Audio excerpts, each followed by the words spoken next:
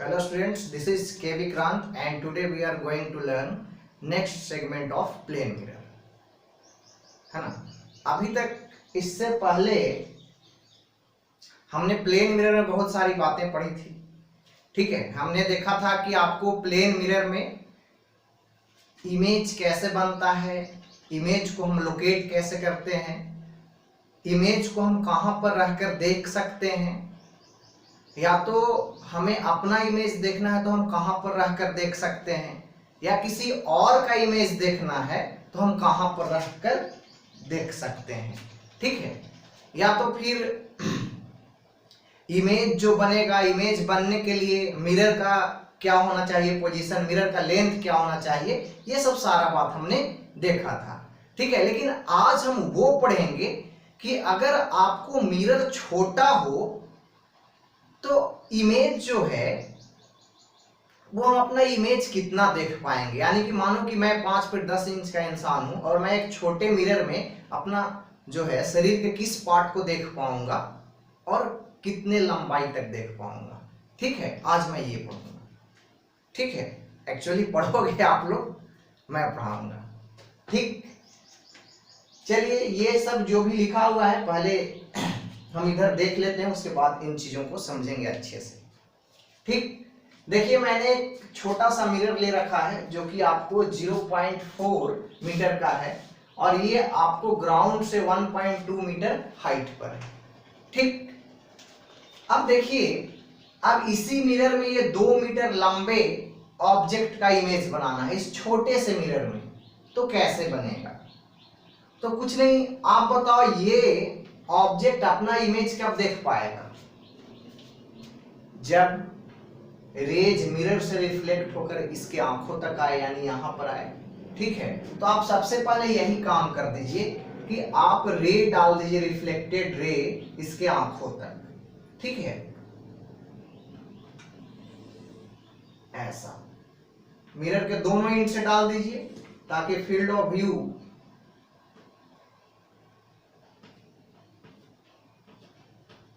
ये।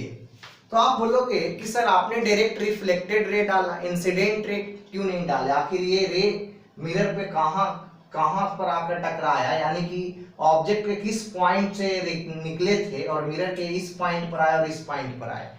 तो ठीक है, हम कर लेते हैं। आपको करस्पॉन्डिंग जो रे है, इंसिडेंट रे, वो हम ड्रॉ कर लेते हैं। करीब करीब मानिए कि आपको यहां से ऐसे इंसिडेंट रे जाएगा तो मिरर के इस एंड पे नीचे वाले एंड पर टकराकर ऐसे ऑब्जेक्ट के आंख पर पहुंचेगा रिफ्लेक्ट होकर। अब इसके लिए भी सोच लीजिए, ड्रॉ कर लीजिए। मानिए कि यहां से अगर कोई रे निकलेगा ऑब्जेक्ट के इस पॉइंट से, तो मिरर के इस लास्ट एंड पे टक्कर मार के ऐसे यहां तक जाएगा। अब इमेज फॉर्मेशन कर लीजिए, इस रेज को पीछे तक ऐसे ड्रॉ कर लीजिए, यहां ऐसे।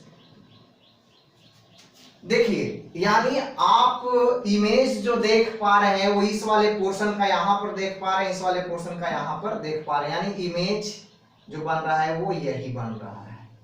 यानी सोचो, इतने लंबे आदमी का, यानी इतने लंबे ऑब्जेक्ट का हम इमेज इस मिरर में मात्र कितना देख पा रहे हैं? इतना देख रहे हैं, मात्र इतना पोर्शन का इमेज इतना देख पा रहे हैं। देखो एक्चुअली जितना लंबा ये होगा ये भी उतना ही लंबा होगा, थोड़ा सा रे ड्रॉ करने में ये हो जाता है, तो इसको ये नहीं कीजिएगा। ठीक है, अब देखिए हमारा तो सारा काम सिमिलर ट्रायंगल से ही चलता है ना। इमेज में सारा काम सिमिलर ट्रायंगल से ही चलता है, तो आप ऐसे कर लीजिए, इमेजिनरी सिमिलर ट्रायंगल बना लीजिए। ये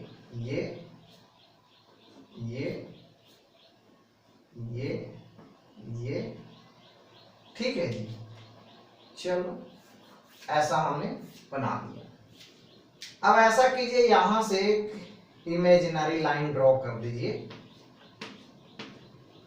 देखिए यहां से मैंने एक इमेजिनरी लाइन ड्रॉ कर दिया। अच्छा एक बात बताओ,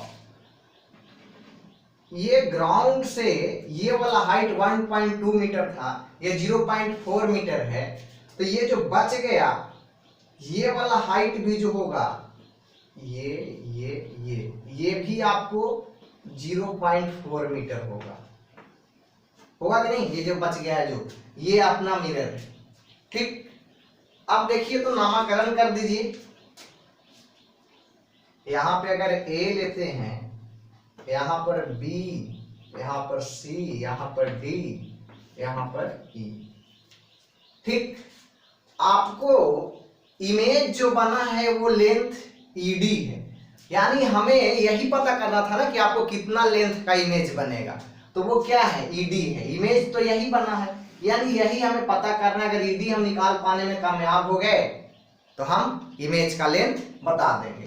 ठीक, तो ED हम निकाल पाने में कामयाब बिल्कुल होंगे। आप ऐसा करो, और भी नाम दे दीजिए, DE, यहां पे दे दीजिए F। ठीक है जी, ये F है, यहां पर F। ठीक, अब देखो यहां पे भी नाम कुछ दे दो भाई, EF, यहां पे क्या नाम दे, G।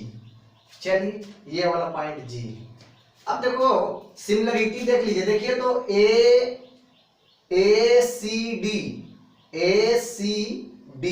ये वाला ट्रायंगल ACD सिमिलर है ABG का, ABG का सिमिलर है, तो सिमिलरिटी वाला कॉन्सेप्ट लगा लीजिए। तो सिमिलरिटी वाला लगाइएगा तो इसमें है AC अपॉन, इसमें क्या है side AB is equal to, इसमें क्या है CD अपॉन, इसमें क्या है BG। तो देखिए AC क्या है अपना, अगर ये D था तो इमेज भी उतना ही दूरी पे बनता है ना जी, तो ये भी D रहेगा। ठीक है, तो ये D और ये भी D, यानी AC अपना 2D है, 2D अपॉन AB अपना क्या है D, जितना ये है उतना ही होगा D। ठीक लिखा है ना मैंने। ठीक है, उसके बाद में देखिए तो हमने लिखा है CD हमें नहीं पता, CD तो निकालना है, CD अपॉन BG है 0.4, कट गया D से D। देखिए CD मेरा आ गया 0.8। ठीक है जी, अब देखो, अब एक बार और सिमिलर ट्रायंगल में चलिए आप, AEC इस वाले ट्रायंगल में, ये ऐसे देखो तो इसका सिमिलर कौन ट्रायंगल है, AFB ये वाला ट्रायंगल, ये ऐसे। ठीक, तो चलिए अब आप इस ट्रायंगल में चलिएगा तो क्या हो जाएगा, देखो इस वाले ट्रायंगल में चलोगे तो AC अपॉन, देखिए इसका ये वाला साइड ये है ना, और इस वाले ट्रायंगल का क्या है AB है, AC upon AB is equal to, देखिए तो इसका ये वाला साइड क्या है EC है, और इसका क्या है FB है, FB। देखो भाई ये क्या है, AC है आपका 2D और AB है D, और EC तो पता ही करना है, EC पता करना है, और आपका देखिए FB कितना है, FB देखिए 0.4 0.8, D से D चला गया, तो हमने जो कैलकुलेट कर लिया वो मेरा EC जो आया कैलकुलेट करके वो 1.6 आ गया, है ना, तो 1.6 आ गया। CD 0.8 था तो D कितना हो जाएगा, D हो जाएगा 1.6 माइनस 0.8, तो ये बराबर हो जाएगा 0.8, यानी मेरा आंसर है 0.8। D कितना है 0.8 है, हमें D निकालना था ना। देखो ना इस मिरर में इस बड़े वाले ऑब्जेक्ट का मात्र इतना पार्ट का इमेज बनाया, यानी मात्र ये वाला पार्ट का यहाँ पे ऐसे इमेज बना दिया। ठीक है, तो ये चीज हमने देखा। ठीक, देखो ये वाला एग्जांपल हमने इसलिए करवाया ताकि आपको फील आ जाए कि आपको एक्चुअली में छोटा मिरर कैसा इमेज बनाता है। ठीक है, तो देखिए हमने अब यहाँ पे आइए, हमने ये लिख रखा है if mirror is small then image of object seen by observer is double of working mirror. हमने लिखा कि अगर मिरर छोटा होता है तब ऑब्जर्वर ऑब्जेक्ट का इमेज जो देखेगा वो इमेज वर्किंग मिरर के लंबाई का दुगना होगा। ठीक, तो हमें ये समझना है कि वर्किंग मिरर क्या है ना। तो हमें ये समझना है एक्चुअली कि वर्किंग मिरर क्या है। तो देखिए वर्किंग मिरर क्या है वो हम समझते हैं। वर्किंग मिरर जो है वो है mirror above the half height of object to full height of object, यानी कि ऑब्जेक्ट के आधे ऊंचाई से ऑब्जेक्ट के पूरा ऊंचाई तक जो मिरर होता है वही होता है आपको वर्किंग मिरर। यानी कि मानिए कि हम अगर अभी ऐसे हैं ऐसे, तो मेरा हाइट का आधा करीब करीब यहाँ पे है ना, करीब करीब यहाँ पे मेरे हाइट का आधा है। तो एक मिरर जो मैं यहाँ से लगाऊं, जो मिरर का लंबाई यहाँ से लेके यहाँ तक है, यानी इतना लंबा जो मिरर होगा, इतना लंबा, वो क्या होगा, मेरे लिए वर्किंग मिरर का काम करेगा कि नहीं करेगा? क्यों? क्योंकि मेरे हाइट का आधा हाइट का है और मेरे हाइट के आधे ऊपर से मेरे पूरे हाइट तक है। आ रही बात समझ में? तो वही होता है वर्किंग मिरर। ठीक, तो ये बात हमने देखा। अब देखिए इस पर कुछ सवाल कर सकते हैं।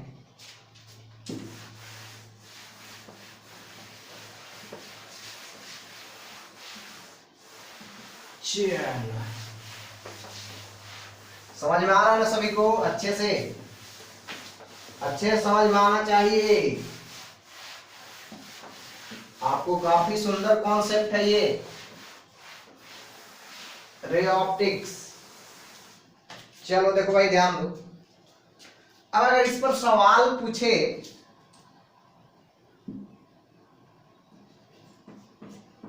कि एक 4 मीटर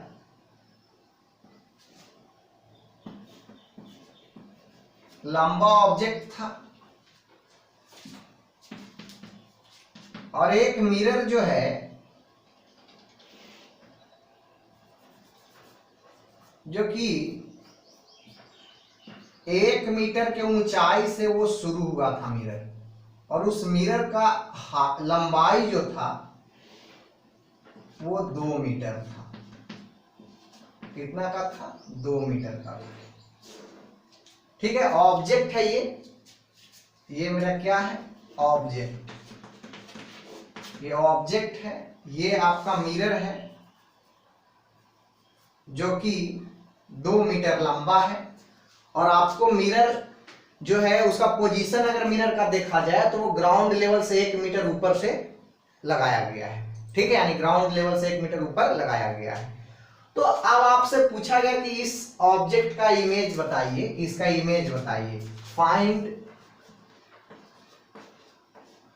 देखिए इमेज तो इसका पूरा ही बनेगा, लेकिन ये कितना इमेज अपना देखेगा। फाइंड लुकिंग इमेज, कि आपको लुकिंग इमेज क्या होगा, यानी ये आदमी अपना इमेज इसमें कितना देखेगा। ठीक है, तो मैंने कहा ना भाई कि वर्किंग मिरर का दुगना हाइट का इमेज देख पाता है। ठीक है, एक्चुअली अगर पहले मैंने इमेज बन पाता है बोला है तो उसको एक्चुअली यही समझिए कि इमेज देख पाता है। ठीक है, चलो देखिए ध्यान दीजिए। तो आपको वर्किंग मिरर का हाइट जो होता है, वर्किंग मिरर का जो पोजीशन होता है वो क्या होता है?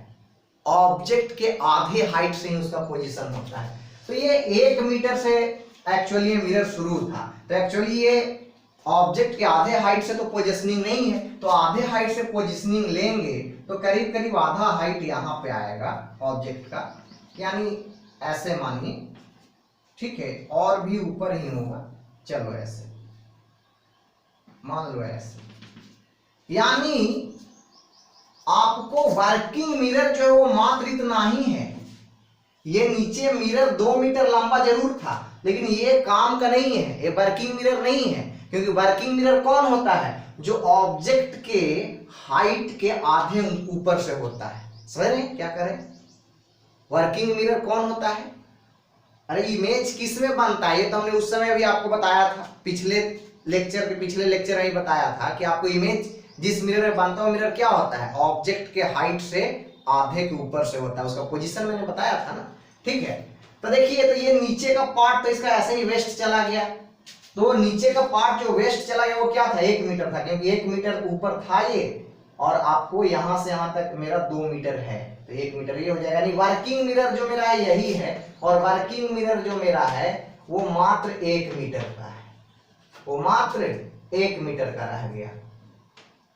वर्किंग मिरर 1 मीटर का रह गया, तो इमेज जो बनाएगा वो इमेज का जो लेंथ होगा, इमेज लेंथ जो हो जाएगा वो 2 मीटर। यानी ये आदमी 4 मीटर लंबा आदमी अपना इस मिरर में जो इमेज देख पाएगा वो 2 मीटर लंबा देखेगा, और अपने पूरे शरीर का इमेज नहीं देख पाएगा। हो सकता है कि यहां से यहां के बीच का इमेज देख पाए, अपने नीचे का और अपने ऊपर का इमेज नहीं देख पाए। ठीक है, तो ये चीज। अगर एक सवाल मैं और लूं इस पर, मान लो कि एक मिरर ऐसे ले रखा है, तो चलो ऑब्जेक्ट ये रखो, 2 मीटर का ये ऑब्जेक्ट है। ठीक है, और आपको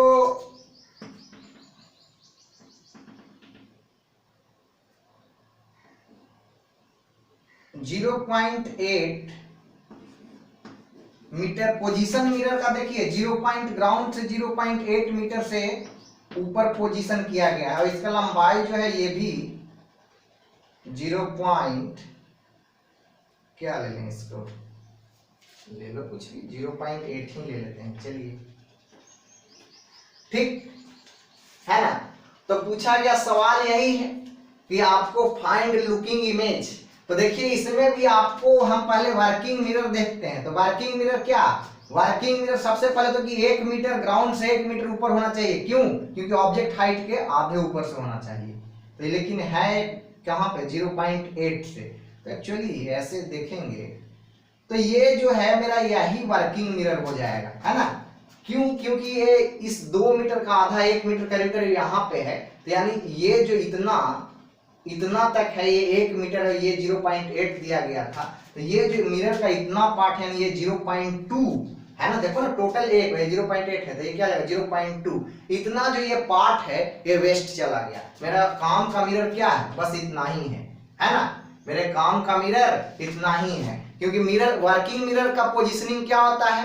ऑब्जेक्ट के हाइट के आधे ऊपर से, है ना। यानी कि ऑब्जेक्ट का जितना लंबाई होगा उसके आधे ऊपर से। ठीक है, तो ये मेरा है वर्किंग मिरर।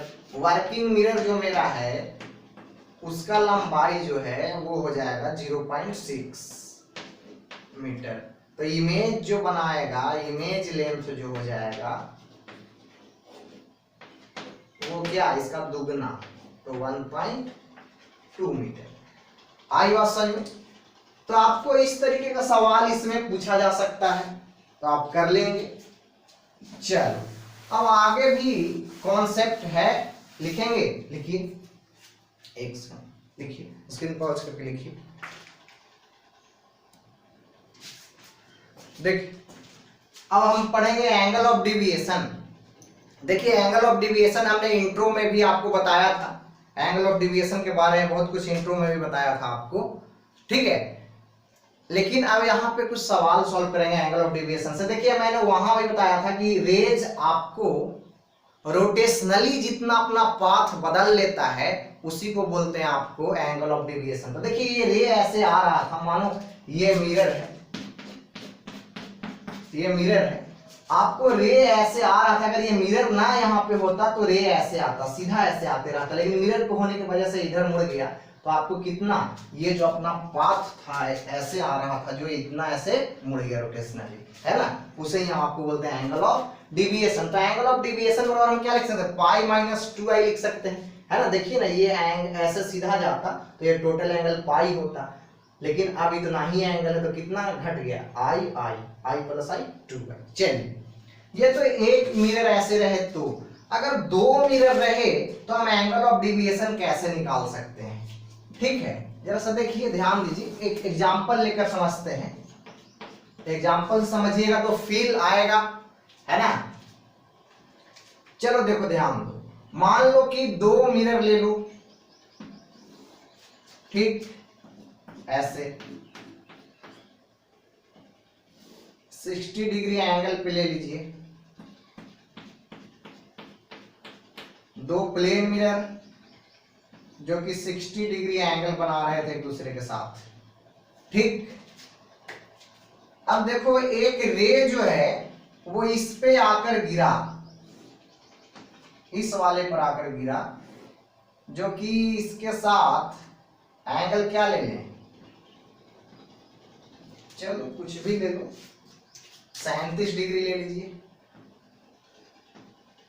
37 डिग्री बना रहा था इसके साथ, ठीक है ना, यानी इसके नॉर्मल के साथ देखो इस मिरर पे नॉर्मल यही होगा ना। अब तो ये रिफ्लेक्ट होकर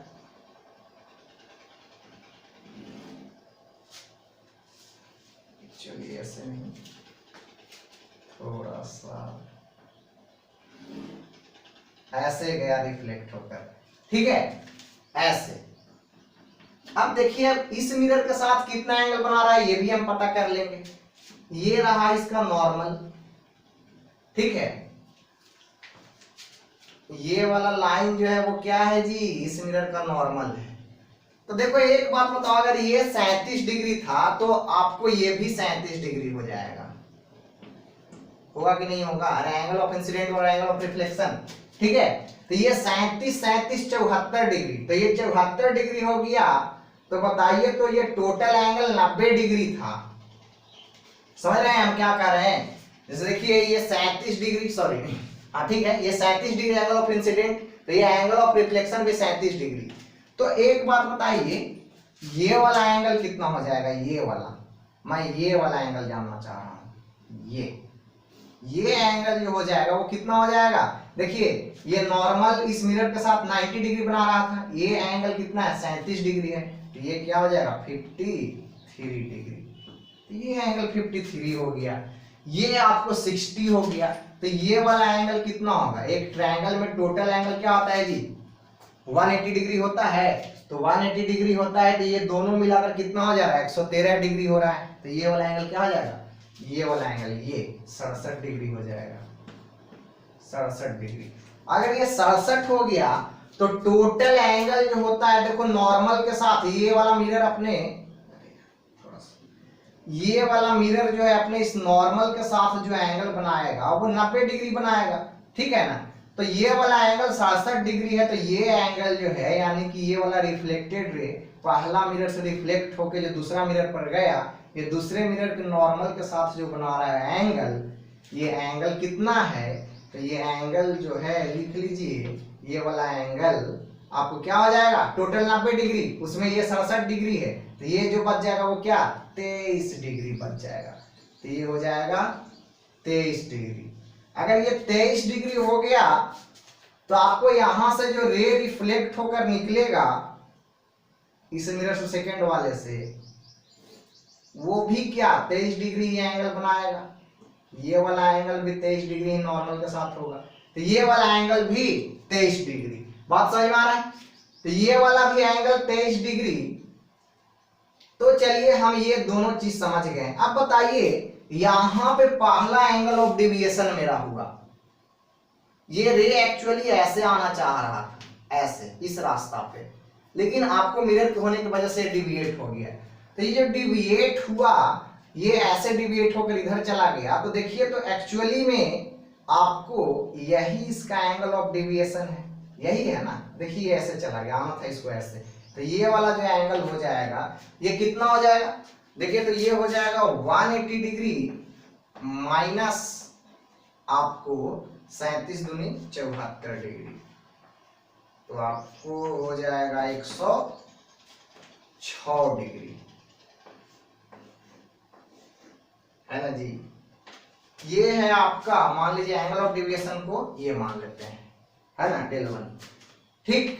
अब यहां पे देखिए सेकंड वाला में एंगल ऑफ डेविएशन देखिए, एक्चुअली में ये रे जो है अगर ये वाला मिरर नहीं होता तो ये रे जो है वो सीधा ऐसे निकल लेता, सीधा ऐसे, देखिए समझ रहे हैं, सीधा इस पाथ पे, लेकिन इस पर ना निकल के वो आपको ऐसे चला गया, यानी इतना डिविएट कर गया। तो ये वाला जो एंगल हो जाएगा एक्चुअली में, ये एंगल कितना हो जाएगा, ये वाला एंगल जो हो जाएगा देखो 23 डिग्री 23 डिग्री 23 23 46, तो आपको 180 माइनस 46 डिग्री, तो क्या हो जाएगा बाबू बताओ, 180 में से 46 चला जाएगा तो 134 डिग्री।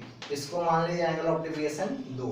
तो टोटल एंगल ऑफ डेविएशन कितना हो गया, टोटल जो हो गया वो पहला को और दूसरा को जोड़ दीजिए ना बाबू, तो पहला और दूसरा को जोड़ दीजिएगा तो कितना हो जाएगा 134 और ये 106, तो हो जाएगा 240 डिग्री। तो ये 240 डिग्री मेरा एंगल ऑफ डेविएशन आ गया टोटल। अब जरा देखिए, ध्यान दीजिए कैसे ये डिविएट किया वो भी देख लीजिए जरा। ये वाला रे ऐसे आ रहा था और इधर घूम गया, ऐसे आ रहा था और इधर घूम गया, तो देखिए तो ये जो डिविएट हुआ वो ऐसे आके ऐसे घूम गया, यानी क्लॉकवाइज डिविएट हुआ। कैसे डिविएट हुआ, क्लॉकवाइज, है ना। तो ये क्लॉकवाइज डिविएट हुआ, तो इसको आप क्लॉकवाइज लिख दीजिए एक्चुअली में, ये क्लॉकवाइज डिविएट हुआ है मेरा। ये वाला को देखिए, ये वाला रे ऐसे जा रहा था और इधर डिविएट हो गया, तो ये भी देखिए, ये भी तो क्लॉकवाइज डिविएट हुआ है ना। देखो ये ऐसे जा रहा था और डिविएट हो गया ऐसे, ऐसे जा रहा था डिविएट हो गया ऐसे, तो ऐसे हो गया ऐसे घूमना, यानी घड़ी के दिशा में घूमना, तो ये भी क्लॉकवाइज डिविएट हुआ, ये भी क्लॉकवाइज। तो दोनों तो क्लॉकवाइज डिविएट हुआ है, तो दोनों क्या हो जाएगा, जुड़ जाएगा। हमने दोनों को जोड़ भी दिया, यानी 240 डिग्री क्लॉकवाइज, 240 डिग्री क्या, क्लॉकवाइज। तो आप अगर एंगल ऑफ डिविएशन को देखें अगर फॉर्मूला के तौर पे देखिए तो 240 डिग्री मेरा एंगल ऑफ डिविएशन है। इस चीज को ऐसे लिख सकते हैं क्या, देखिए तो ये 60 डिग्री दोनों मिरर के बीच में एंगल था, तो अगर इसको हम थीटा कहते, अभी ये थीटा है, ठीक है, तो क्या इस चीज को एंगल ऑफ डिविएशन को, जो एंगल ऑफ डिविएशन मेरा टोटल हुआ, क्या इस चीज को मैं ऐसे लिख सकता था 2 पाई माइनस 2 थीटा, क्या ऐसा ही है क्या ये, देखिए तो 2 पाई माइनस 2 थीटा, देखिए 2 पाई क्या होता है 360 डिग्री, और 360 डिग्री में से 2 थीटा घटा दीजिए, थीटा क्या है 60 डिग्री, 60 दूनी 120, 240 में से घटाइए तो सॉरी 360 में से 120 घटाइए तो क्या 240 मिल जाएगा, बिल्कुल मिल जाएगा। ये क्या है, ये जनरल फॉर्मूला हो गया एंगल ऑफ डेविएशन निकालने का, ये क्या है जनरल फॉर्मूला, है ना। थोड़ा लाइट चला गया है, जैसा रुकिएगा,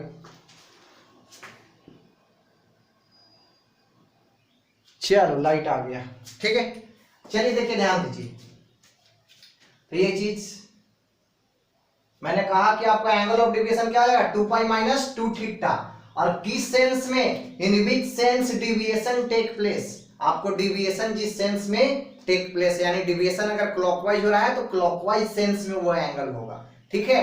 अगर डिविएशन एंटी क्लॉकवाइज हो रहा है तो एंटी क्लॉकवाइज सेंस में ये एंगल होगा, ठीक है ना। फिर आगे हमने लिखा है आपको deviation total is equal to 2 theta in opposite sense of deviation, आपको डिविएशन के अपोजिट सेंस में एंगल ऑफ डिविएशन सिर्फ 2 थीटा लिख सकते हैं, है ना। और आपको एंगल ऑफ डिविएशन, डिविएशन के सेंस में ही आपको 2 पाई माइनस 2 थीटा लिख सकते हैं। थीटा क्या है, थीटा है आपको angle between mirror, angle between mirrors, mirrors के बीच का एंगल थीटा है, ठीक है। यानी किस एंगल से पहले मिरर पे आपको एंगल ऑफ इंसिडेंट है, किस एंगल से आके टकराया है रे, ये कुछ भी मायने नहीं रखता है। आपको एंगल ऑफ डेविएशन निकालने के लिए सिर्फ ये मायने रखता है कि दो मिरर के बीच का एंगल क्या है, दैट्स इट। चलो अब इस पर देखिए बहुत सारा सवाल वगैरह कर सकते हैं।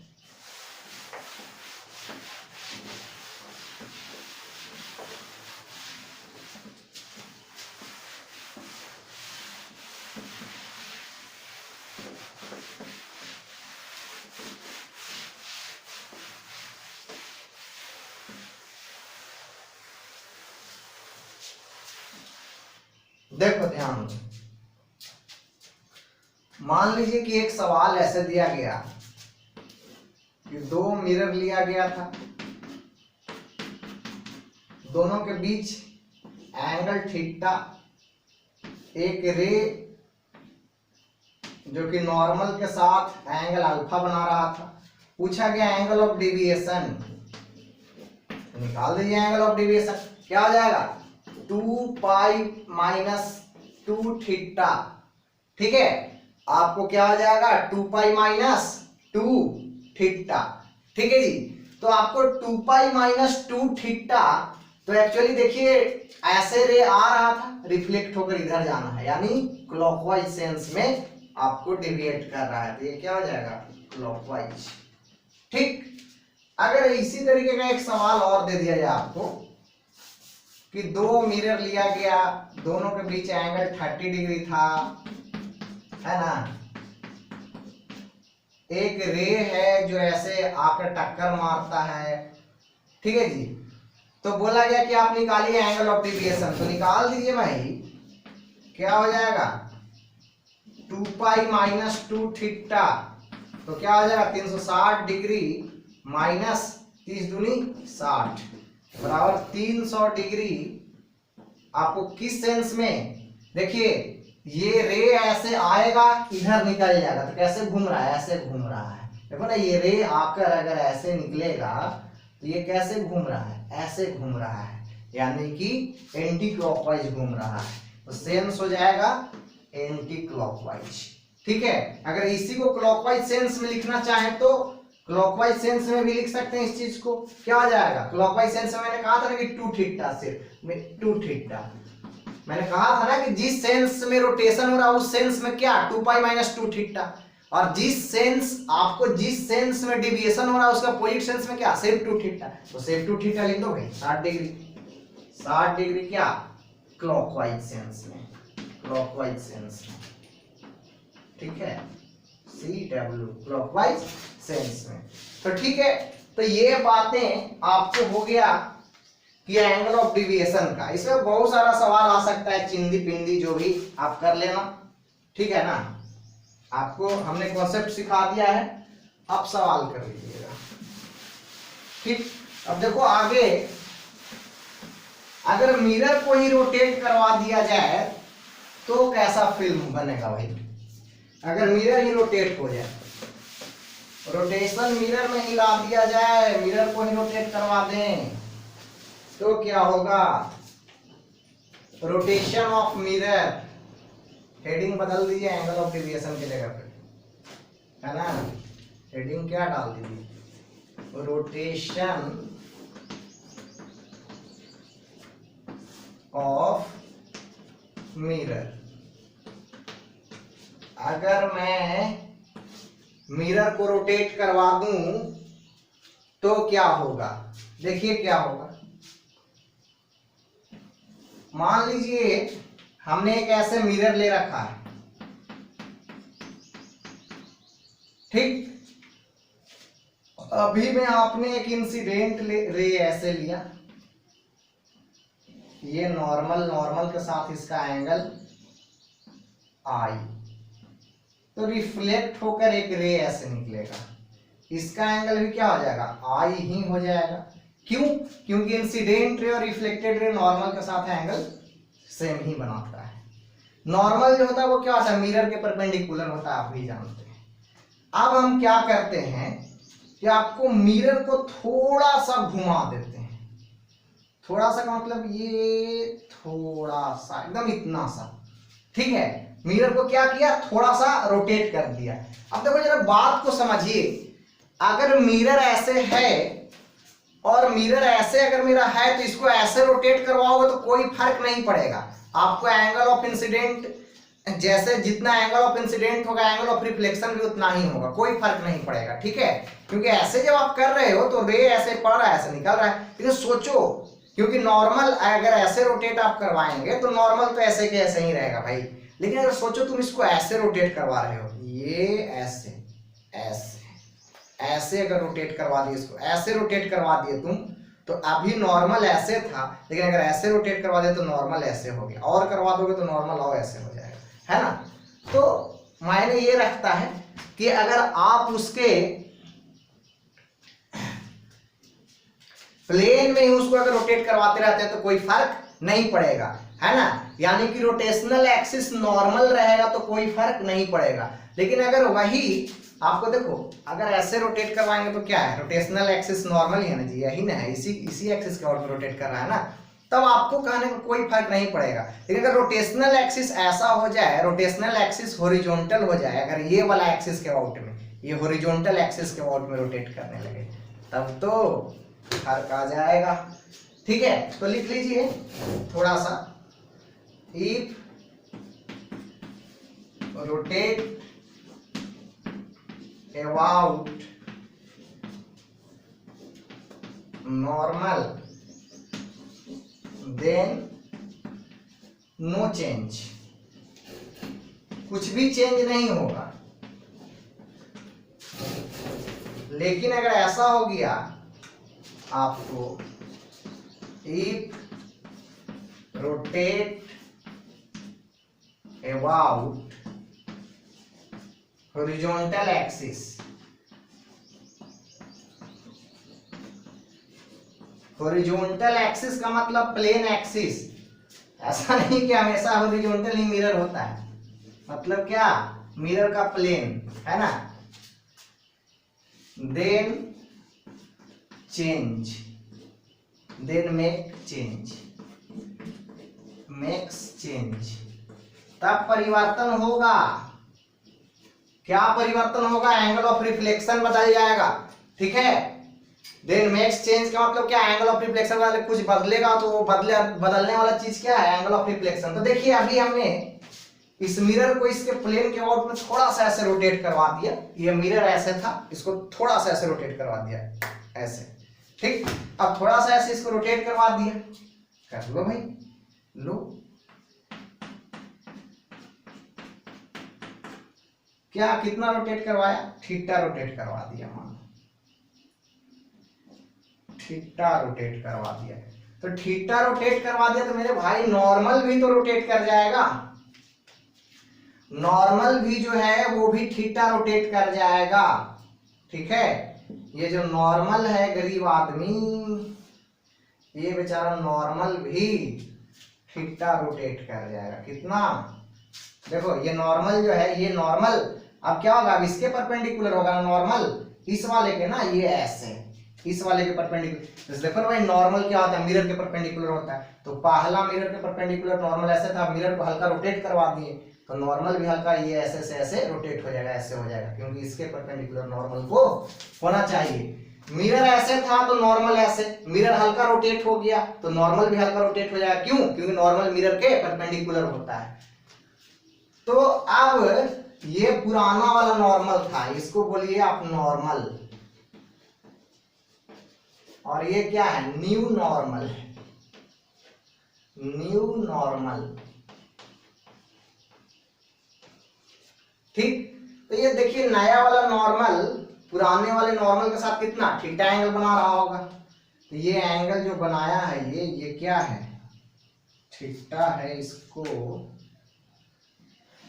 इधर ऐसे मैं लिख दे रहा हूं, ऐसे ये लाइन ऐसे करके यहाँ ले गए, इसका मतलब कि ये वाला एंगल ये थीटा है, यहाँ पे लिखा गया क्लीन दिखने के लिए। तो अब ऐसे, तो अब जो नया जो कहने का मतलब रिफ्लेक्टेड रे होगा वो कुछ ऐसा होगा, ठीक है, वो कुछ ऐसा होगा, ठीक। तो एक बात बताइए, वो कुछ ऐसा होगा, ये new reflected ray, new reflected ray, new new reflected ray. अब जरा बताओ कि नए वाले नॉर्मल के साथ इंसिडेंट, अच्छा एक बार बताओ, इंसिडेंट पे कोई फर्क पड़ेगा क्या, मिरर को कितना भी घुमा दे, अरे कोई फर्क नहीं पड़ेगा भाई, क्योंकि इंसिडेंट तो कहीं और जगह से डाला जाना है ना, ठीक है। जैसे इसको तुम मिरर है, इसको खूब ऐसे घुमा दो, ऐसे घुमा दो, इधर से जो लाइट आ रहा है उस पर क्या फर्क पड़ेगा, कोई फर्क नहीं पड़ेगा, ठीक। चल तो ये देखिए, अब ये जो इंसिडेंट था वो नए वाले नॉर्मल के साथ, ये तो पुराना वाला नॉर्मल है, इस नए वाले नॉर्मल के साथ देखो तो ये जो एंगल बना रहा है ये क्या हो जाएगा, इतना ये आई था और इतना ये क्या है, थीटा है। देखो ना ये एंगल क्या है, थीटा है। तो ये जो बेचारा एंगल बना रहा होगा इंसिडेंट नए वाले नॉर्मल के साथ, ये वाला एंगल ये हो जाएगा थीटा प्लस आई, ये थीटा प्लस आई बना रहा है। तो जाहिर सी बात है कि नए वाले नॉर्मल के साथ ये जो रिफ्लेक्टेड रे है, ये नया वाला रिफ्लेक्टेड रे है ना, ये नया वाला रिफ्लेक्टेड रे नए वाले नॉर्मल के साथ इसका भी जो एंगल होगा वो कितना होगा जरा बताइए। अरे भाई जरा सोच कर देखो, नए वाले नॉर्मल के साथ अगर इसका एंगल है आई प्लस थीटा, तो नए वाले नॉर्मल के साथ रिफ्लेक्टेड रे का एंगल भी क्या होगा, आई प्लस थीटा, वो तो बराबर ही होता है ना। तो ये भी हो जाएगा i plus theta, angle of incidence is equal to angle of reflection. ठीक, तो एक बात बताइए, हमसे यही पूछा है कि आपको रिफ्लेक्टेड रे कितना डिग्री से चेंज कर गया।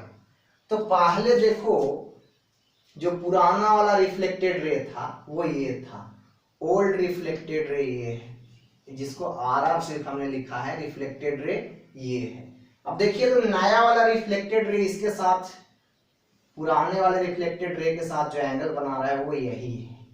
तो ये कितना है ये हम निकाल सकते हैं, बिल्कुल निकाल सकते हैं। देखिए नए वाले नॉर्मल के साथ इसका एंगल क्या है, नए वाले रिफ्लेक्टेड रे का थीटा, तो पुराने वाले नॉर्मल के साथ पुराने वाले नॉर्मल के साथ इसका एंगल कितना हो जाएगा, इतना और बढ़ जाएगा ये। तो इतना ये बढ़ेगा तो ये क्या है, देखिए ये थीटा है, यही है ना थीटा जी, देखो ना। बोले सर ये यहाँ पे ज्यादा रहे, पागल, ये आगे से ले रहे हैं तो फैल गया, ये थीटा है ना, तो ये एंगल क्या है, ये थीटा है। नया नॉर्मल और पुराना नॉर्मल दोनों के बीच एंगल क्या है, थीटा है। तो पुराने नॉर्मल के साथ नए रिफ्लेक्टेड रे का एंगल क्या हो गया, आई प्लस टू थीटा, आई प्लस टू थीटा, है ना। पुराने नॉर्मल के साथ नए रिफ्लेक्टेड रे का एंगल क्या हो गया, आई प्लस टू थीटा, यहां से यहां तक आई प्लस थीटा, ये थीटा, तो आई प्लस थीटा प्लस थीटा, आई प्लस टू थीटा। हमको क्या चाहिए, ये चाहिए। हमको यहां से यहां तक टोटल पता है कि आपको आई प्लस टू थीटा, और हमको ये भी पता है कि ये जो है ये कितना है। तो क्या हम ये नहीं पता कर लेंगे, बिल्कुल पता कर लेंगे। ठीक है, पता है ना भाई, देखो ना ये पुराना वाला जो रिफ्लेक्टेड रे है वो पुराने वाले नॉर्मल के साथ कितना एंगल बना रहा है, आई बना रहा है ना। तो आई बना रहा है तो आपको यहां से यहां तक का एंगल पता है आई प्लस टू थीटा, और आपको ये पुराने वाले नॉर्मल के साथ ये आपको पुराने वाले रिफ्लेक्टेड रे का ये वाला एंगल पता है आई, है ना। देखो यहां से यहां तक आपको आई प्लस टू थीटा, और आपको यहां से यहां तक यानी कि यहां से यहां तक, यहां से यहां तक जो भी चाहिए एंगल आई, है ना। ये क्या हो जाएगा, माइनस आई, आई से आई कट गया, बराबर टू थीटा, बराबर टू थीटा। यानी कि आपको अगर मिरर को आप थीटा रोटेट करवाएंगे तो रिफ्लेक्टेड रे रोटेट कर जाएगा टू थीटा, है ना। रिफ्लेक्टेड रे रोटेट कर जाएगा टू थीटा।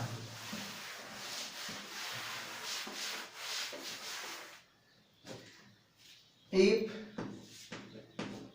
पॉइंट मार्क देकर लिख लेना, if mirror rotate theta then reflected ray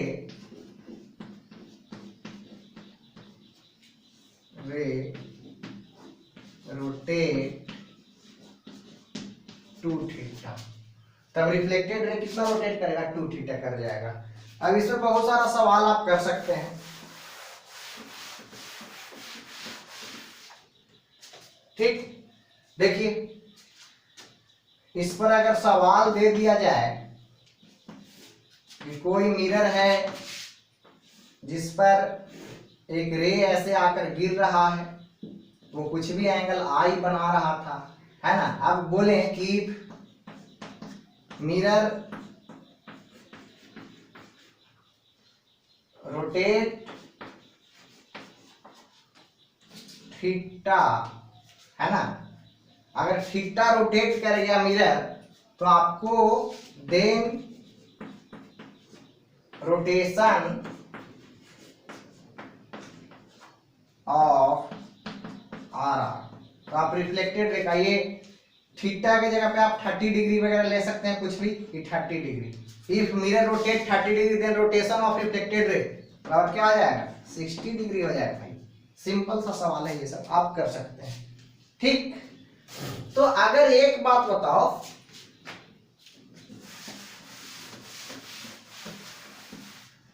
अगर मिरर ओमेगा से रोटेट कर रहा है यानी ओमेगा एंगुलर वेलोसिटी से घूम रहा है ना, आप जानते हैं कि D theta by D T बराबर ओमेगा। तो अगर मिरर है, इफ मिरर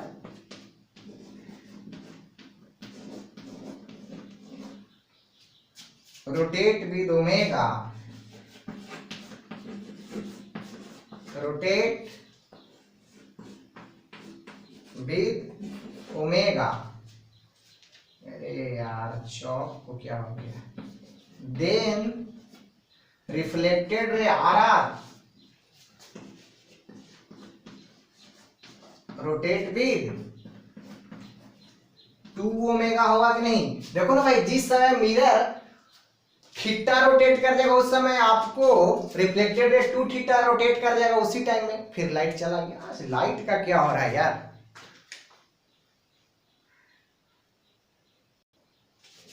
लाइट चला जा रहा है जी बार बार। देखो ध्यान दो, है ना, अगर आपको मिरर थीटा रोटेट करेगा तो रिफ्लेक्टेड रे 2 थीटा रोटेट कर जाएगा उसी सेम टाइम में। तो आपको अगर, तो इसलिए अगर मिरर का आपको एंगुलर वेलोसिटी ओमेगा होगा तो आपको कहने का मतलब रिफ्लेक्टेड रे का क्या होगा 2 ओमेगा होगा, दैट्स इट, है ना। अगर D theta by D T बराबर ओमेगा तो आपको नहीं होगा D 2 theta by D T बराबर 2 ओमेगा, होगा कि नहीं होगा, उसी बात पे हम कर रहे हैं। ठीक, ये भी एक पॉइंट है, आपको इस पे भी आपको ये काम देगा जब कभी, ठीक है ना। तो ये बात है। चलो अब देखिए और भी सवाल हम इस पर कर सकते हैं,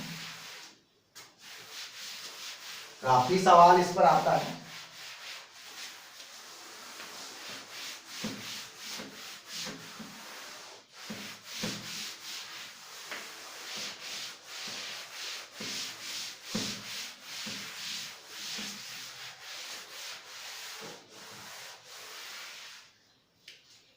चलो भाई, अब अगर एक सवाल लें ऐसे इस तरीके से कि मान लो कि ये ऐसे मिरर, ठीक, इस पर रे ऐसे आया, रिफ्लेक्ट होकर ऐसे निकल गया। मानो कि ये कोई एक सर्कुलर आर्क है, इसी पर रे आकर गिर रहा है, तो आपको इस पर रे आकर गिरता है, मानो कि यह स्क्रीन है ना, तो यहां पे स्पॉट्स बनता है, ब्राइट स्पॉट। अब ये क्या है नहीं है ये हम पढ़ेंगे वेव ऑप्टिक्स में, टेंशन मत लीजिए, ठीक है। लेकिन मतलब सोचो कि रे आकर ऐसे किसी स्क्रीन पे गिरता है तो कहने में आपको स्पॉट्स बनता है, उसे हम ब्राइट स्पॉट और डार्क स्पॉट कहते हैं। लेकिन फिलहाल हम ब्राइट स्पॉट की बात कर रहे हैं, ठीक। किसकी बात कर रहे हैं, ब्राइट स्पॉट की। और ये जो आपको मिरर से जो दूरी है इसका, आपको एक्चुअली में यहां से इसका दूरी दे दिया गया है जो कि d है ना। तो इसका दूरी एक्चुअली में d दे दिया गया है। तो आपसे पूछा गया, अगर सवाल ये कहा गया कि if mirror rotate with omega, then find velocity of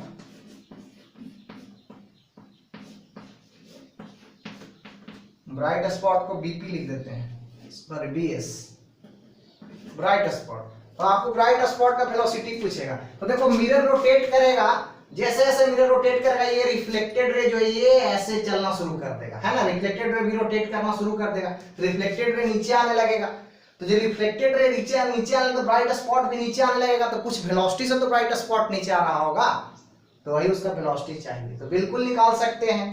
अगर आपको मिरर रोटेट कर रहा ओमेगा से, तो ये जो रिफ्लेक्टेड रे है ये क्या 2 ओमेगा से रोटेट करेगा। तो अगर 2 ओमेगा से रोटेट करेगा तो इसका वेलोसिटी निकाल दो ना भाई। टेंजेंशियल वेलोसिटी बराबर क्या होता है बताइए। अब बोलेगा हमको क्या पता सर, बहुत मार खाओगे। v बराबर क्या जानते हो, r इंटू ओमेगा नॉट, जानते हो कि नहीं। तो ओमेगा नॉट क्या है, 2 ओमेगा है कि नहीं। तो 2 ओमेगा, r कितना है, d है, तो ले लीजिए क्या हो जाएगा d into 2 omega, that's it. ठीक है, देखो ना ये 2 ओमेगा से रोटेट करेगा ना, और ये जो सर्कल है उसका सेंटर क्या है यहाँ पे रखे हैं, और क्या लिए हैं, d लिए हैं दूरी, तो ये d क्या रेडियस की तरह बिहेव करेगा। तो v बराबर r ओमेगा, तो यही है, हो गया, यही आपका आंसर है। ठीक, तो ऐसा ऐसा और भी सवाल पूछा जा सकता है, कोई बड़ी बात नहीं। इसी सवाल को थोड़ा सा मॉडिफाई कर देते हैं। ठीक, चलो इसी सवाल को थोड़ा सा मॉडिफाई कर देते हैं। अब ये जो स्क्रीन था ये सर्कुलर ना होकर ये ऐसे स्ट्रेट हो जाए, ठीक है जी, और अभी ये दूरी डी ही है, और ये सारा सवाल सेम है। आपको तब पूछा गया ब्राइट स्पॉट्स का ये, तो आप देखिए अब जो ब्राइट स्पॉट चलेगा वो सर्कुलर आर्क पे ना चल के आपको क्या स्ट्रेट लाइन पे चलेगा। ठीक है, तो स्ट्रेट लाइन पे चलेगा तो अब उसका वेलोसिटी चाहिए, तो अभी भी निकाल लेंगे। इतना तो पता है कि अगर ये मिरर घूम रहा होगा ओमेगा से तो रिफ्लेक्टेड रे 2 ओमेगा से घूम रहा होगा। ठीक, तो अभी भी हमें निकालने में कोई गुरेज नहीं है। ठीक है, और अगर यहाँ पे एंगल थीटा दे दिया गया तो और आसान हो जाएगा। मान लो कि ये एंगल थीटा है, ग्लांसिंग और रिफ्लेक्शन वगैरह थीटा दे दिया गया है। तो देखिए ध्यान दीजिए, अगर इसको हम y मानते हैं तो देखिए तो हम लिख सकते हैं tan थीटा बराबर क्या लिख दोगे, बोलो भाई जल्दी बोलो, y बाई डी। तो y बराबर d tan थीटा, ठीक है जी। तो d tan थीटा, सवाल में ये थीटा दिया हुआ होगा, ठीक है। अब देखो तो इसी पे चल रहा है ना ये ब्राइट स्पॉट, तो dy बाई dt निकाल लेंगे तो हमें मिल जाएगा ब्राइट स्पॉट का वेलोसिटी। तो कर लो dy बाई dt, तो dy बाई dt करोगे तो क्या हो जाएगा, d into sec square theta into D theta by dt। ठीक, तो ये हो गया v D sec square theta into D theta by D T बराबर क्या 2 ओमेगा। अब कितने लोग ऐसे होंगे जिनको लग रहा होगा sir D theta by D T तो ओमेगा होगा, बहुत सारे लोग ऐसे होंगे जिनको लग रहा होगा D theta by D T तो ओमेगा होगा। आपने 2 ओमेगा क्यों लिखा, बहुत मार खाओगे। अरे D theta by D T omega किसके लिए होगा, मिरर के लिए होगा ना भाई। रिफ्लेक्टेड रे के लिए क्या होगा 2 ओमेगा होगा ना, क्योंकि जितना मिरर का एंगुलर वेलोसिटी होता है वो आपको उतना उससे दुगना होता है आपको रिफ्लेक्टेड रे का एंगुलर वेलोसिटी। तो एक्चुअली में इस पे जो ब्राइट स्पॉट बनेगा कितना तेज बनेगा और रिफ्लेक्टेड रे कितना तेजी से घूमेगा इस बात पर डिपेंड करेगा ना, है ना। तो आपको D theta by D T बराबर क्या लिखना पड़ेगा 2 ओमेगा। ये बात बहुत कॉन्सेप्चुअल है, ध्यान रखो। यानी कि ये बात ये है कि अगर जिस समय आपको रिफ्लेक्टेड रे थीटा घूम चुका था तो उस समय आपको मिरर क्या थीटा बाई 2 ही घूमा होगा। आ रही बात समझ में, इसलिए आपको D theta by D T बराबर क्या लिखना है, हमें इसका वेलोसिटी लिखना है। तो इसका क्या होगा 2 ओमेगा वेलोसिटी होगा, क्योंकि इसका वेलोसिटी ओमेगा दिया गया, एंगुलर वेलोसिटी ओमेगा इसका दिया गया, तो इसका क्या होगा 2 ओमेगा होगा। आ रही बात समझ में, ओके। चलो ये बात, अब आगे हम एक चीज और पढ़ते हैं।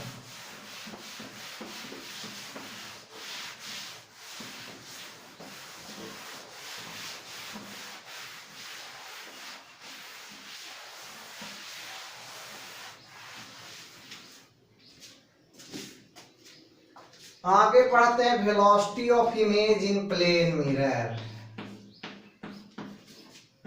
Velocity of image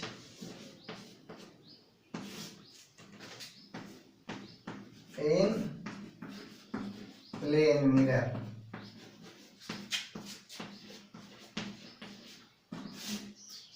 plane mirror में आपको इमेज का वेलोसिटी देखिए, अगर मिरर ऐसे रहता है और कोई लड़का जो कि ऐसे है,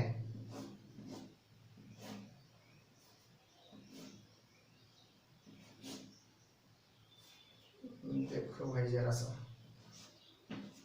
है ना, एक्चुअली ऐसे दौड़ रहा है, ठीक। तो ये चीज, अगर ये दौड़ रहा है भी से इधर, तो इसका जो इमेज बनेगा इसमें, वो इधर का दौड़ रहा होगा एक्चुअली, ठीक है ना, वो इसमें इधर का दौड़ता हुआ नजर आएगा इमेज भी वेलोसिटी से। ऐसा होता है कि नहीं होता है? मिरर में, आप मिरर में ऐसे देखेंगे, अगर आप इधर से दौड़ेंगे 5 से, तो वो आपका लगेगा इमेज भी उधर से 5 से दौड़ता हुआ आ रहा है, आपको ऐसा लगता है प्लेन मिरर में। तो एक्चुअली ये क्या होता है, आपको मिरर के रिस्पेक्ट में वेलोसिटी होता है, मिरर के रिस्पेक्ट में वेलोसिटी होता है इस ऑब्जेक्ट का, और ये जो भी है मिरर के रिस्पेक्ट में वेलोसिटी होता है इस इमेज का। तो ये मानिए ऑब्जेक्ट और ये इमेज। तो एक्चुअली होता क्या है, आप लगते हैं कि आप दौड़कर उधर जा रहे हैं, तो आपको लगता है कि इमेज उधर से इधर आ रहा है, ठीक है। तो एक्चुअली में आपका और इमेज का वेलोसिटी जो है वो क्या होता है, एक दूसरे का अपोजिट होता है ना। और अगर मिरर चुपचाप दीवार पे खड़ा किया हो, दीवार पे टांगा हुआ हो, तो आपको लगता है कि जितना वेलोसिटी से हम इधर से उधर दौड़ रहे हैं, मेरा इमेज भी उतना ही वेलोसिटी से उधर से इधर दौड़ रहा है। तो वो एक्चुअली वेलोसिटी जो होता है, आपका जो वेलोसिटी है, ऑब्जेक्ट का जो वेलोसिटी है, वो मिरर के रिस्पेक्ट में है, और इमेज का भी जो वेलोसिटी है वो भी मिरर के रिस्पेक्ट में है, ठीक है। तो ये चीज आपको ऐसा लगता है। तो देखिए एक्चुअली होता क्या है कि अगर इसको भी लेंगे तो इसको हमें माइनस भी लेना पड़ेगा, अगर इसको भी लेंगे तो इसको क्या कहेंगे, माइनस भी कहेंगे। और ये है क्या, ये एक्चुअली है velocity of object with respect to mirror, और ये क्या है, velocity of image with respect to mirror. तो इसी को कर लीजिए, तो क्या होता है actually, velocity of object with respect to mirror is equal to minus velocity of image with respect to mirror. Minus क्यों, क्योंकि आप इधर आते हुए लगते हैं तो इमेज इधर जाता हुआ लगता है। तो इसको क्या लिखते हैं, velocity of object with respect mirror को क्या लिखेंगे, velocity of object minus velocity of mirror लिखेंगे। अरे रिलेटिव वेलोसिटी पढ़े हैं ना भाई, माइनस इसको क्या लिखेंगे, velocity of image minus velocity of mirror, ऐसा। तो जब ऐसा लिखेंगे तो आपको एक्चुअली वेलोसिटी ऑफ इमेज चाहिए, इस चीज को और ऐसे लिखो, velocity of object minus velocity of mirror बराबर माइनस वेलोसिटी ऑफ इमेज, और ये क्या है, minus minus plus velocity of mirror, ठीक। अब देखिए वेलोसिटी ऑफ मिरर उधर जाकर ये हो जाएगा, तो आप लिख सकते हैं वेलोसिटी ऑफ इमेज बराबर velocity of mirror, actually velocity of mirror plus velocity of mirror, उधर जाकर प्लस हो जाएगा ना, 2 into velocity of mirror plus, आपको देखिए ये वेलोसिटी ऑफ ऑब्जेक्ट इधर प्लस में, तो इधर आकर क्या हो जाएगा, माइनस, तो माइनस वेलोसिटी ऑफ ऑब्जेक्ट। तो यही है वेलोसिटी ऑफ इमेज का बेसिक फॉर्मूला, क्या है, वेलोसिटी और 2 into velocity of mirror minus velocity of object, यही है भाई। अब इसी से जितना सवाल करना है कर लो, ठीक। चलो करते हैं सवाल कुछ।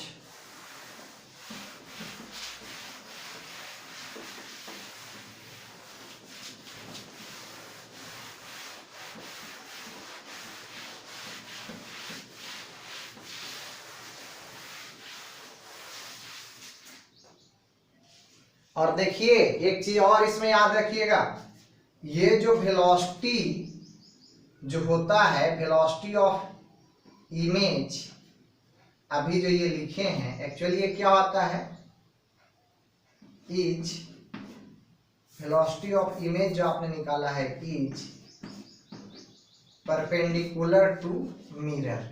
ये क्या होता है, मिरर के परपेंडिकुलर होता है।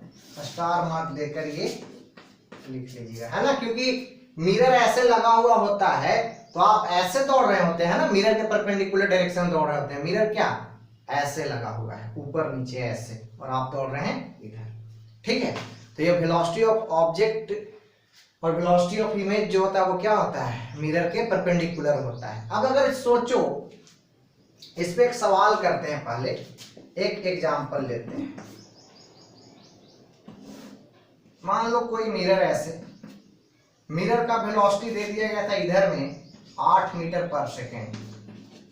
एक लड़का जो कि इधर में दौड़ रहा था, लड़का का इमेज वगैरह बना लेना भाई तुम लोग अपने से, 20 मीटर पर सेकेंड। अरे यार लाइट का क्या हो रहा है, बार बार चला जा रहा है यार, दिमाग खराब करके रखा है। ठीक है, आपको दिया गया है कि आपको मिरर इधर जा रहा था 8 मीटर पर सेकेंड से, एक लड़का इधर दौड़ रहा है 15 मीटर पर सेकेंड से, फाइंड वेलोसिटी ऑफ इमेज। तो आप निकाल दीजिए, मैंने फॉर्मूला बताया आपको वेलोसिटी ऑफ इमेज का, है ना। तो वेलोसिटी ऑफ इमेज बराबर जो हो जाएगा वो क्या था, 2 into velocity of mirror minus velocity of object. तो देखिए वेलोसिटी ऑफ मिरर इधर जा रहा है, तो वेलोसिटी ऑफ मिरर इधर जा रहा है, तो इधर वाले वेलोसिटी को क्या निगेटिव लेना होगा, इधर वाले को पॉजिटिव, है ना। इधर निगेटिव एक्स एक्सिस, इधर पॉजिटिव एक्स एक्सिस। तो क्या हो जाएगा 2 इंटू माइनस 2 इंटू 8 माइनस आपको वो कितना से आ रहा है 15 से, 15। तो क्या हो जाएगा -16 माइनस 15 बराबर -31 मीटर पर सेकेंड। यानी कि आपको ऐसा लगेगा ये लड़का 15 मीटर पर सेकेंड का स्पीड से इधर दौड़ रहा है, लेकिन मिरर 8 मीटर पर सेकेंड का स्पीड से इधर आ रहा था। तो आपको ऐसा लगेगा, आपको ये जो इमेज है उसका वेलोसिटी क्या है, 31 मीटर पर सेकेंड से इमेज इधर आ रहा है। आ रही बात समझ में, आपको इमेज का वेलोसिटी क्या आ जाएगा 31 मीटर पर सेकेंड इधर में, माइनस 31 मीटर पर सेकेंड का मतलब क्या 31 मीटर पर सेकेंड इधर में। चलो ओके, अब एक बात बताओ,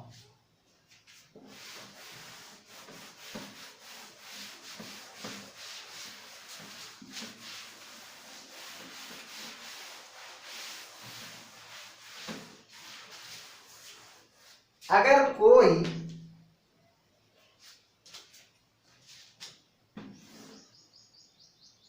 ऐसे मिरर है और कोई लड़का ऐसे, मतलब मिरर के ऊपर में ऐसे ऐसे मिरर के लॉन्ग में ही ऐसे दौड़ रहा है 20 मीटर पर सेकेंड से, तो आपको इमेज का जो वेलोसिटी होगा वो भी ऐसा ही होगा, वो भी ऊपर में 20 मीटर पर सेकेंड से ही होगा। यानी कोई चेंजिंग नहीं होगा, ना डायरेक्शन ना मैग्नीट्यूड, कुछ नहीं, एकदम ऐसे ही। और अगर बाय द वे मिरर भी ऐसे जा रहा था ऊपर 20 मीटर पर सेकेंड से, कोई फर्क नहीं पड़ेगा, सबका वेलोसिटी वही रह जाएगा। ठीक, जैसे एक सवाल कर लीजिए, एग्जाम्पल मान लो,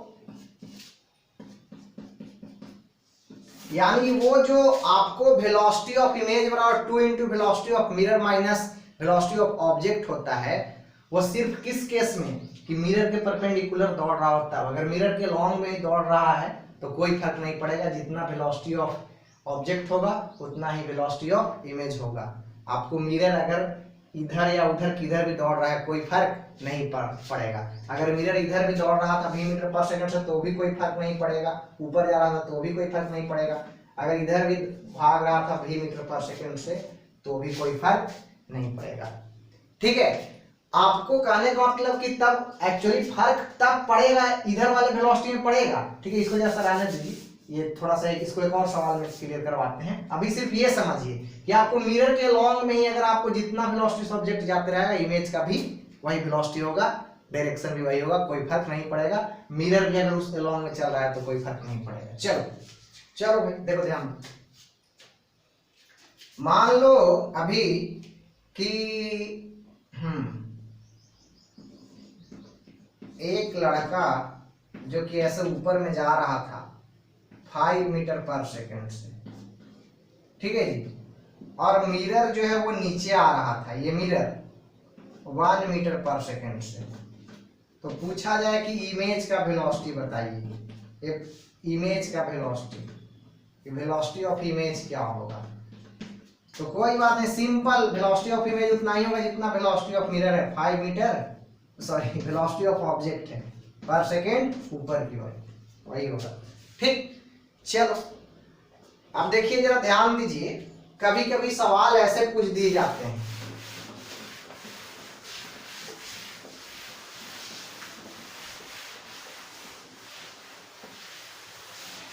देखो भाई ध्यान से सीखो, काम आने वाला है ये सब चीज आपको। मान लीजिए ये अपना मिरर रहा जो कि इधर में चल रहा था, कितना से ले लें, 8 मीटर पर सेकंड से, चलो ले लेते हैं।